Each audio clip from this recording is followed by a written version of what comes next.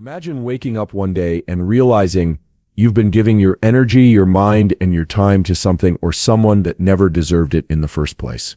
You check your phone. No message. You stare at the blank screen like it owes you closure. Like your worth hangs in the balance of a text that isn't coming. Let me ask you something. When did we start confusing chasing with purpose? When did begging become acceptable as loyalty?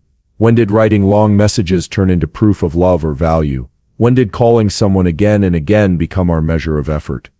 Here's the truth. Your nervous system is not designed for obsession. It's built for adaptation, clarity, and forward movement. You think you're acting from the heart, but what you're really doing is hijacking your dopamine circuitry. You're attaching meaning to rejection. You're reinforcing a feedback loop that says, if I try harder, maybe I'll be enough. You won't be, not because you're not enough, but because you're begging, chasing, writing, and calling in the wrong direction. This isn't just emotional, it's biological. Every time you reach out to someone who is pulling away, your prefrontal cortex, the part of your brain responsible for rational thinking, goes offline. Your limbic system, your emotional center, hijacks the wheel. That's why you feel out of control. That's why you're impulsively checking, calling, writing, explaining yourself, hoping. It's a biological malfunction fueled by psychological conditioning. You think you're fighting for connection, but you're actually fighting your own biology and losing. You want real control? Stop reaching out. Don't beg. Don't chase. Don't write. Don't call. Instead, breathe. Anchor yourself. Get sunlight in your eyes in the morning. Regulate your circadian rhythm and let your physiology start working for you, not against you. Because the person who doesn't beg is the person who knows their value. The person who doesn't chase is the one who leads. The person who doesn't write long paragraphs explaining themselves is the one who has nothing to prove. The person who doesn't call repeatedly is the one who commands respect in silence. Neuroplasticity, the ability of your brain to change, is always active. Every time you choose to not respond to rejection with desperation, you're literally rewiring your brain to operate from strength. You're forming new neural pathways of self-respect, discipline, and emotional clarity. So if you're listening to this hoping for a sign, this is it. Reclaim your nervous system. Starve the behavior that keeps you stuck. Feed the behavior that makes you powerful. Imagine this: every time you beg, chase, or reach out, what you're really doing is activating a system in your brain designed for survival, not connection.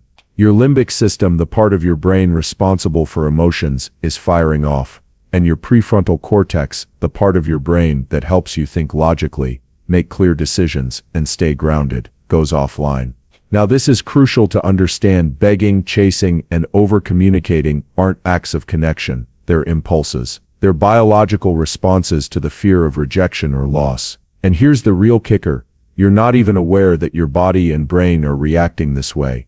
You feel the anxiety in your chest, the urge to send another message or make another call, but what's happening on the inside is that your brain is going into fight or flight. You're releasing cortisol, the stress hormone, and your ability to think rationally is compromised. What happens when we're in this state is that we start making decisions that are emotional, not logical. Instead of observing the situation from a place of strength, we react impulsively. We forget that our worth isn't tied to someone else's response. We forget that we're playing a game with a biological edge, the edge of calm, clarity, and self-mastery. Instead, we engage in behaviors that reinforce the idea that we need someone's approval to feel okay. This is why you feel powerless, because your nervous system is under siege. The more you beg, chase, or call, the more you activate the neurochemistry that keeps you stuck in this unhealthy loop. You're not getting closer to your goal. You're getting further away from self-control,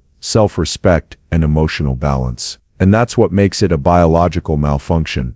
Because your brain and body are not designed to function from a place of desperation. They are designed to adapt, to take a step back, and to respond with clarity. When you stop begging, chasing, or calling, your brain goes back to its natural state of calm. Your prefrontal cortex comes back online, and you start thinking with logic, reason, and strength. This is when you take control of your biology, not let it control you. Every time you chase rejection, you're not just wasting your time. You're reinforcing a pattern in your brain that keeps you trapped. When you seek validation from someone who isn't interested, your brain doesn't just register the moment as a disappointment. It starts to rewire itself. You're teaching your brain that this cycle of seeking and getting nothing in return is the new normal. And the more you repeat it, the stronger the neural pathway becomes. Your brain is constantly forming connections based on your actions. Every time you reach out, hoping for a response that doesn't come, your brain learns to associate that action with a feeling of frustration, inadequacy, and low self-worth. The more you do it, the stronger that connection gets, until it becomes a default behavior. It's like constantly hitting the same wall, expecting it to break down. It doesn't, and eventually you begin to believe that chasing after what's unresponsive is just part of the process. But what's really happening is that you're allowing your brain to build a neural pathway rooted in rejection. This pathway doesn't just stay in the moment. It influences how you behave in other areas of your life, how you perceive your worth, how you interact with others, and how you respond to emotional challenges. Instead of adapting, evolving, and growing from the experience, you're programming your nervous system to seek more of the same. The chase, the rejection, the hurt. So when you stop chasing, when you resist the impulse to reach out and keep pushing for something that isn't coming, you disrupt that neural pathway. You begin to form new, healthier habits, rewiring your brain to stop seeking what's not available and start focusing on what you can control, your own strength, clarity, and self-respect. It's not just emotional growth, it's neurobiological growth. When you stop chasing, you're teaching your brain that you are enough, right here, right now. You don't need external validation to feel good about yourself. Here's the truth. True strength isn't in the effort of chasing, begging, or overextending yourself. It's in the power of restraint. Most people don't realize how difficult it is to sit with discomfort.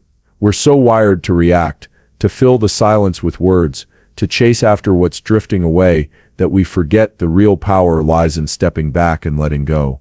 It feels unnatural at first because we've been conditioned to believe that if we don't constantly push, we won't make progress.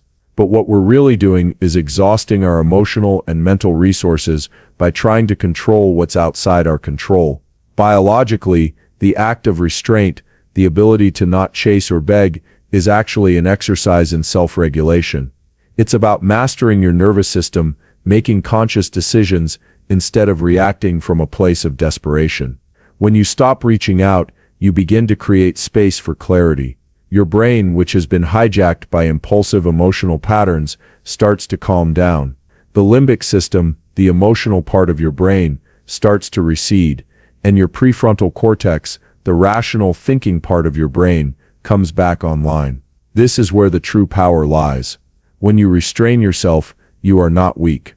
In fact, you're demonstrating the highest form of strength, the ability to control your impulses, to not be ruled by immediate emotional reactions. It's not about suppressing your feelings. It's about understanding that your worth does not hinge on someone else's approval or attention. Strength comes from knowing you can be okay without it. When you practice restraint, you become the one in control, not of the other person, but of your own emotional state, your responses, and your choices. This act of restraint isn't passive. It's an active choice to step into your power. It's choosing yourself, your peace, and your clarity, instead of continuously chasing something that isn't coming your way. And as you practice this restraint, you begin to see the truth that you don't need anyone's approval to be complete, and you don't need to chase anything or anyone to prove your worth. When you stop begging, chasing, or repeatedly reaching out, something powerful happens. You start to command respect, not through words but through your silence. It's counterintuitive, I know. We're taught that we have to show effort, express ourselves constantly, and prove our value in every interaction. But the truth is, real respect comes not from overextending yourself, but from holding your ground, from letting your actions and your silence speak louder than your words. Think about this: when you're constantly chasing after someone's attention, you're actually diminishing your own value in their eyes. You're signaling that you're willing to bend, to chase, to keep proving yourself over and over. But when you step back, when you stop begging or reaching out, it forces the other person to recognize something: your time, your energy, and your focus are valuable. You're not just handing them pieces of yourself, without any regard for your own boundaries. This isn't about playing games or trying to manipulate someone into noticing you. It's about understanding that respect is earned through self-respect, not through excessive effort. When you're the one who chooses to stay composed, to not chase or constantly explain yourself, you are communicating the highest form of self-respect. You are saying, I don't need to prove myself to anyone, my value stands on its own. In the silence, you start to see who truly respects you, because those who do, will meet you where you are. They won't require you to chase after them, they won't need endless explanations or constant reminders of your worth. They'll understand that respect is mutual, and it's built through actions, not desperate attempts to win them over. Respect in silence isn't about avoiding communication or being passive-aggressive. It's about choosing to focus your energy where it matters, to conserve your emotional bandwidth, and to protect your peace. It's the quiet power of knowing your worth without needing to shout it from the rooftops. When you stop begging, chasing, or overextending yourself, something profound begins to shift in your brain. You start rewiring your neural pathways. This isn't just emotional growth, it's neurobiological transformation. The more you resist the impulse to reach out, the more you actively choose not to chase after what isn't meant for you, the more you're teaching your brain a completely new way of responding to emotional challenges. Think about it this way. Every time you resist the urge to text someone again, to call them repeatedly, or to keep begging for validation, your brain registers it as a new experience. It's a novel behavior, one that breaks the old patterns of desperation and anxiety. Your nervous system starts to recognize that it's okay to let go, that you can stay calm in the face of uncertainty, that you don't need to chase after approval to feel safe or valued. And with each choice, you're forming a new connection in your brain, one rooted in resilience, emotional regulation, and self-control. This rewiring doesn't happen overnight, but every time you choose restraint, you're reinforcing these new neural pathways. You're showing your brain that calm and clarity are not just possible, they are natural. Your prefrontal cortex, the part of your brain responsible for reasoning, decision-making, and long-term thinking, begins to strengthen. It takes over more often, guiding you away from impulsive, emotional reactions and toward more grounded, purposeful actions. What you're really doing is teaching your brain to step back from the emotional fog and to make decisions from a place of strength. Each time you choose to not chase or beg, you are gradually rewiring yourself to operate from a place of calm, clarity, and self-respect. And over time, this rewiring becomes second nature. The more you practice this, the less your brain will default to desperate emotional behaviors when faced with uncertainty or rejection. Instead, you'll find yourself responding with a clearer mind, more controlled emotions, and a deeper sense of self-worth. This is the power of neuroplasticity at work. You have the ability to reshape your brain and change how you respond to the world. Every time you choose not to chase, you're not just protecting your peace, you're literally changing the way your brain functions. And that's the real freedom, the ability to live from a place of strength without being shackled by the impulses that once controlled you. The urge to chase, to beg, to repeatedly reach out. This isn't just about your emotional state. It's deeply tied to the way your nervous system is functioning. If you're finding yourself constantly in this state of need, of seeking validation or approval, it's not just a sign of emotional turmoil. It's often a sign that your nervous system is dysregulated, out of balance. And here's the thing. When your nervous system is off, your brain responds by amplifying those impulses. The impulse to chase, to check, to constantly seek reassurance. It's like a broken feedback loop, and the more you feed it, the more it takes control. Your nervous system thrives on stability and regulation. It operates best when you're grounded, when your body and mind are in sync. But stress, poor sleep, lack of exercise, and exposure to too much emotional or mental strain can trigger a state of hyperactivity in your sympathetic nervous system, the part of your body responsible for the fight or flight response. And when this happens, your brain becomes less efficient at processing information logically. Instead, it gets caught in a loop of anxiety, fear, and desperation. The result? You start chasing, reaching out, trying to control what you can't. Here's where the power of regulation comes in. You can recalibrate your nervous system, you can reset it by making conscious choices. It starts with the basics: sleep, light exposure, movement, and breath work. These may seem simple, but they are foundational in resetting your biological baseline. The more you regulate your body's stress responses through consistent, healthy habits, the less you'll feel the urge to chase or beg. Instead, you'll start to respond to emotional discomfort with clarity and calm, not desperation. What's happening biologically is that when your nervous system is in balance, you're not driven by panic or fear, you're driven by calm, clarity, and a sense of purpose. You no longer need someone's validation to feel secure, because your nervous system isn't reacting to stress with a flood of impulsive behavior. It's responding to life's challenges with the calm of someone who knows their worth, who trusts that they are enough without needing anyone else's approval to prove it. So the next time you feel that urge to chase or beg for attention, take a moment to check in with your nervous system. Are you well rested? Have you moved your body today? Have you spent time outside, in natural light? Are you calm, or is your stress response on high alert? The more you regulate your nervous system, the more naturally you'll step into your power and stop chasing what isn't meant for you. You'll no longer need the constant external validation to feel worthy, because your body and brain will have recalibrated to a place of balance and self-assurance. We've been taught time and time again that our worth is somehow tied to someone else's approval. It's ingrained in us from childhood, from how we get grades, to how we perform in social situations, to how we measure success in relationships. But the reality is far more powerful. You don't need anyone's validation to know your own value. When you find yourself chasing after someone's attention or trying to convince them of your worth, what you're actually doing is feeding into a belief that your identity, your value, is something that can be handed to you by someone else.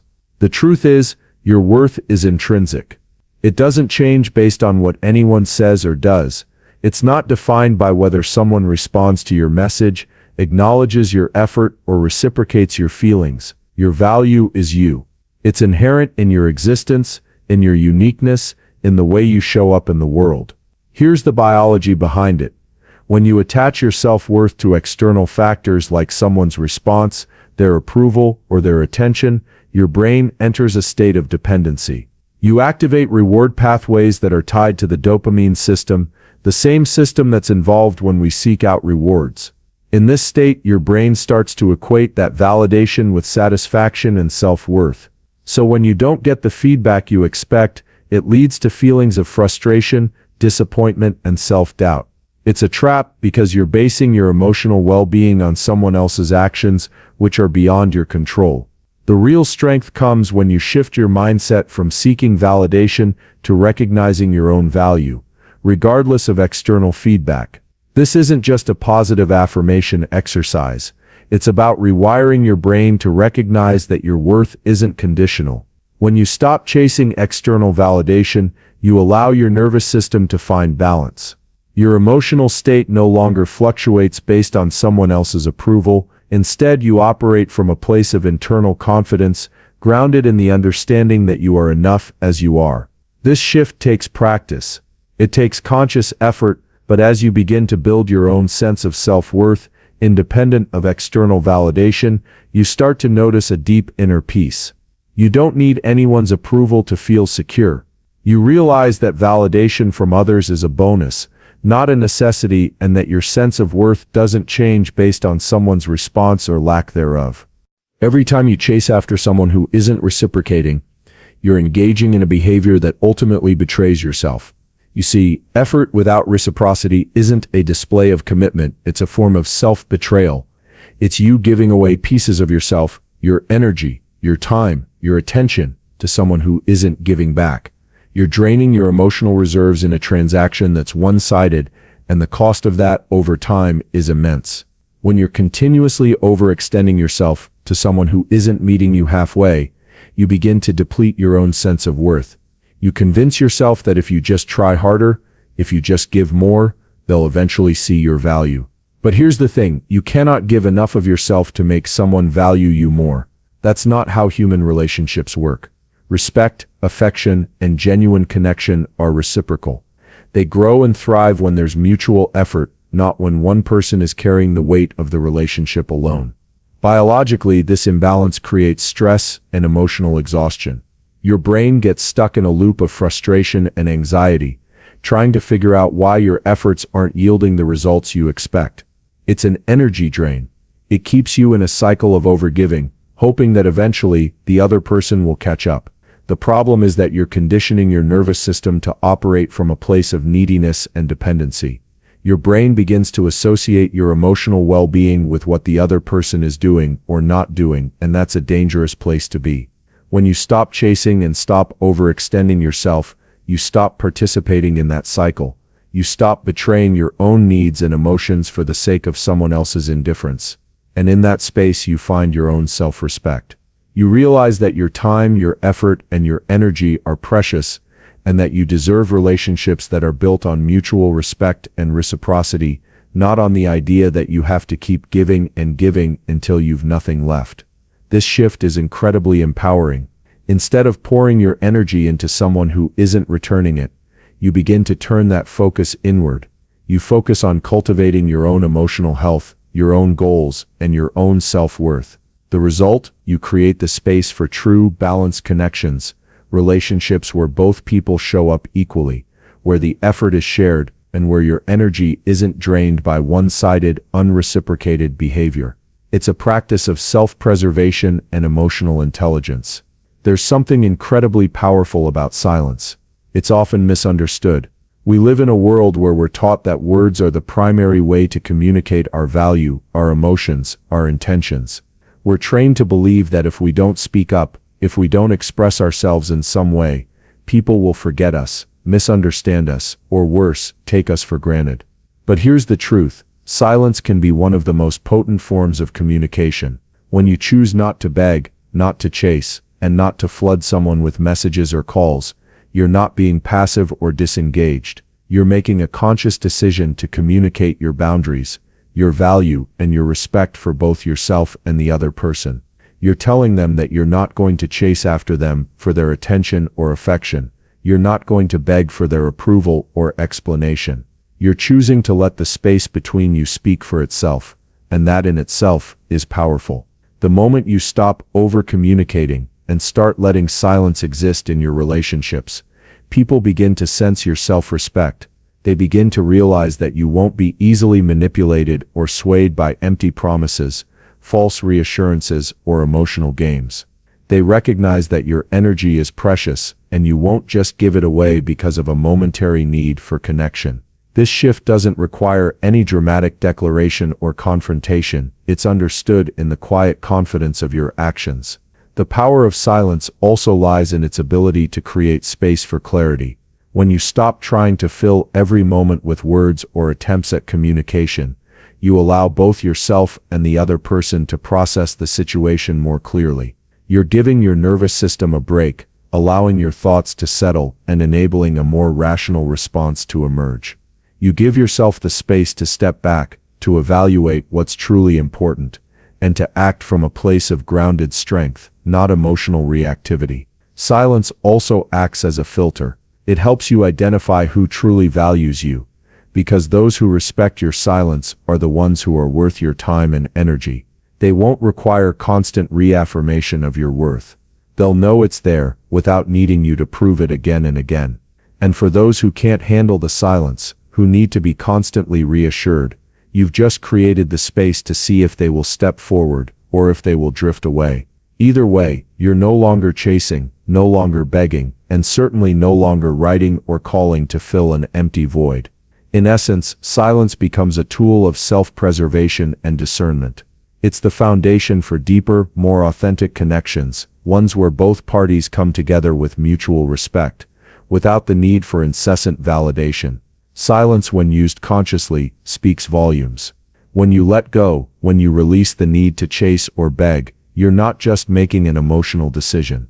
You're making a physiological one. Letting go is a strategy that recalibrates your entire nervous system. And here's why: our bodies are designed to adapt to the environments and situations we place them in. When you hold on too tightly to something, whether it's a person, a situation, or a need for validation, you create a constant state of stress. Your nervous system is constantly in overdrive, signaling to your brain that you're in danger of losing something important, something you need. This puts you in a state of high alert, a state where your cortisol levels are elevated, where your focus is scattered, and where your body is constantly reacting rather than responding with clarity. Now think about what happens when you let go. When you stop chasing, when you stop calling, when you stop writing in an attempt to force an outcome, your body begins to reset. Your nervous system shifts from the sympathetic, fight or flight mode into the parasympathetic, rest and digest mode. Your body begins to recognize that it's safe, that it doesn't have to be in constant pursuit, that it doesn't have to be in a state of anxiety and need. This is when true physiological calm begins to take hold. The release is liberating, not just emotionally, but biologically. It's a recalibration of your entire system, a return to balance. And when your body and mind are in balance, you start to think more clearly, act with greater purpose, and respond to challenges in a way that reflects your true strength, not your fear of losing control. The more you practice letting go, the more your body learns that you can handle life's challenges without needing to cling to them, without needing to chase after something or someone that isn't meant for you. This recalibration isn't just about emotional strength. It's about re-establishing a baseline of health, vitality, and clarity. When you allow yourself the space to let go, you're giving your body permission to stop carrying the weight of unnecessary stress. You're telling your mind that you can trust yourself, that you can trust the process of life, and that you don't need to chase after what isn't aligned with your own sense of self. You can stand strong without needing to hold on to what isn't meant for you. So letting go isn't just a mental or emotional decision. It's a physiological strategy. It's the key to resetting your body's stress responses, to reclaiming your energy, and to living with a sense of freedom that doesn't require the constant pursuit of something outside yourself. You begin to operate from a place of strength and calm, trusting that what is meant for you will come, without the need for force.